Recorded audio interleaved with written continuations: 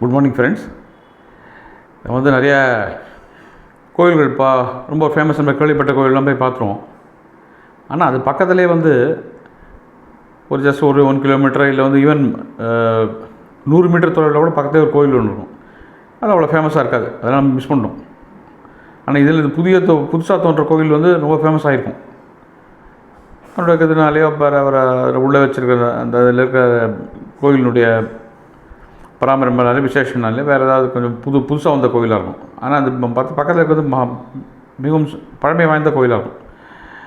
அது மாதிரி தான் ஒன்று இருக்கிறது தென்னாங்கூர். நமக்கு எல்லோரும் தென்னாங்கூர்னாலே தெரிஞ்சது பாண்டரங்கன் கோயில். ஆனால் அது பக்கத்துலேயே ஒரு மீனாட்சி சுந்தரேஸ்வரர் கோயில் இருக்குது, மிகவும் தொன்மை வாய்ந்தது.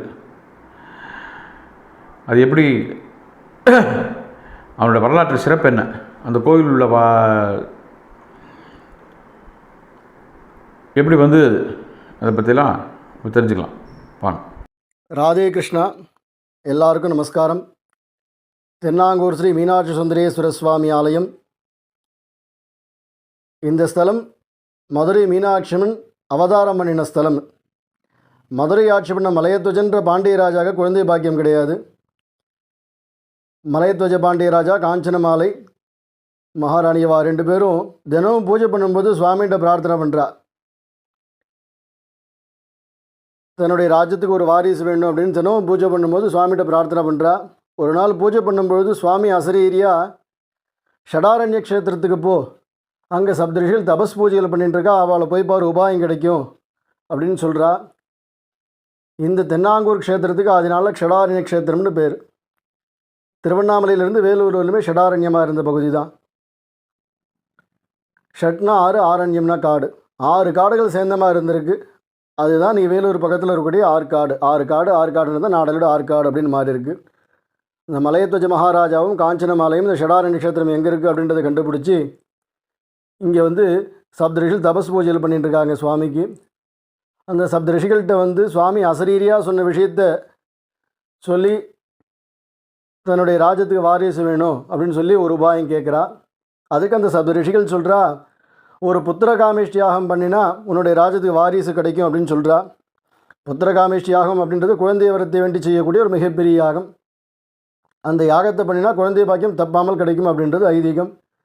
இந்த மலையத்வஜ மகாராஜா இந்த சப்த ரிஷிகளை கொண்டு அந்த புத்திரகாமேஷ்டி யாகத்தை இங்கே பண்ணுறார். இந்த யாகத்தை கொண்டான எல்லா திரவங்களையும் தெரிவித்து கொடுக்குறார். யாகம் சிறப்பாக நடக்கிறது. அந்த யாகத்தினுடைய அக்னியிலிருந்து 3 வயது பெண் குழந்தையாக மீனாட்சியம்மன் அவதாரம் பண்ணுறா. அதன் பிற்பாடு தான் இங்கேருந்து அந்த குழந்தையை மதுரை கூட்டு போய் வளர்த்து ஒரு பக்குவமான வயசு வந்தோடனே பட்டாபிஷேகம் பண்ணி பாண்டிய ராஜ்யத்தை இளவரசியாக்கிறார். பின்னால் சுவாமி தன்னுடைய திருவிளையாடலில் மதுரைக்கு மீனாட்சியம்மனை கல்யாணம் பண்ணிக்கிறார். மீனாட்சியம்மன் வளர்ந்தது திருமணமானது தான் மதுரை.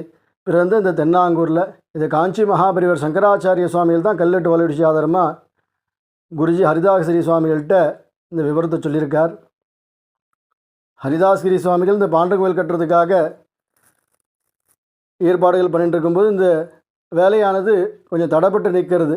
அந்த மாதிரி தடைப்பட்டு நிற்கும்போது ஒரு சதஸில் மகாபரிவாளை சந்திக்கும் பொழுது இந்த மாதிரி ஒரு பாண்டரங்கன் கோயில் கட்டுறதுக்கு ஏற்பாடு பண்ணிட்டுருக்கேன், வேலை தடைப்பட்டு நிற்கிறதுன்னு சொல்லவும் மகாபரிவா சொல்லியிருக்கா, அங்கே மீனாட்சி பிறந்த சிவஸ்தலம் பாழ்பட்டிருக்கு, அதை புனருத்தாரணம் பண்ணி இந்த ஆலயம் தன்னால் எழும்பும் அப்படின்னு சொல்லி இந்த கோயில் இருக்கிறதுக்கான எங்கே இருக்குது அப்படின்ற அடையாளங்கள் எல்லாம் குருஜிக்கிட்ட சொல்லி குருஜி இந்த ஆலயத்தை மண்ணில் புதையுண்டு மண்மேடான இந்த ஆலயத்தை கண்டுபிடிச்சி திருப்பணி பண்ணி இந்த ஆலயம் கட்ட ஆரம்பித்த உடனே தான் அந்த பாண்டரங்கன் கோயிலானது ஸ்தாபிதமாகி நிர்மாணமாச்சு.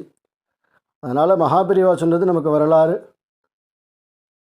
பக்தால் எல்லாருமே வாழ்க்கையில் ஒரு முறையாவது ஏதாவது ஒரு தருணத்தில் இந்த தென்னாங்கூர் இந்த மீனாட்சி அம்பாளை தரிசனம் பண்ணி எல்லா விதமான ஐஸ்வர்ய கடாட்சத்தையும் அடையணும். குழந்தையாக அம்பாள் இங்கேருந்து ஜனனம் பண்ணி போனதுனால இங்கே நாம் செய்யக்கூடிய பிரார்த்தனைகள் எல்லாம் பரிபூர்ணமாக சித்திக்கும். ஒரு குழந்தைகிட்ட நம்ம ஆசையாக ஒன்று கேட்டோம் அப்படின்னா ரொம்பலாம் யோசிக்காது அந்த குழந்தை.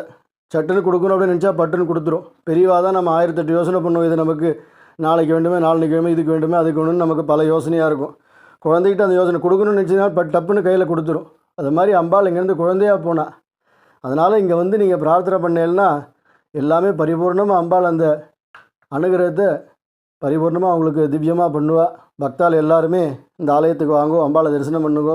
இந்த ஆலயத்தில் நவகிரகம் தம்பதி சகிதமாக அவள் வாகனத்தில் பத்தினியோடு இருப்பாள். அனுகிரக கோல பிரதிஷ்டை. எப்படி நம்ம பெரியவாளோட ஆசீர்வாதங்கும்போது தாத்தா பாட்டி 2 பேர் இருக்கா அப்படின்னா அவளை 2 பேரையும் பூர்வாயுமாக கிழக்கு முகமாக நிற்க வச்சு அவள் கையில் மங்கள அக்ஷதை கொடுத்து புஷ்பம் கொடுத்து நம்ம நமஸ்காரம் பண்ணி ஆசீர்வாதம் வாங்கிப்போமோ, அதே மாதிரி இங்கே தம்பதி சகிதமாக அனுகிரக கோலத்தில் நவகிரக பிரதிஷ்டை.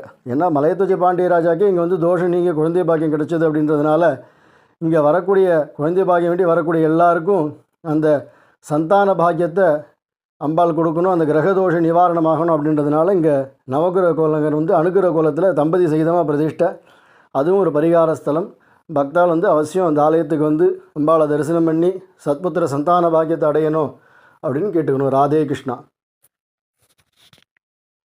இந்த ஆலயம் தினமும் காலை 6 மணி முதல் மாலை மதியம் 12 மணி வரையிலும், மாலை 4 மணி முதல் 8 மணி வரையிலும் திறந்திருக்கும். பக்தால் இந்த நேரத்தில் எப்போ வேணாலும் தரிசனத்துக்கு வரலாம். ராதே கிருஷ்ணா.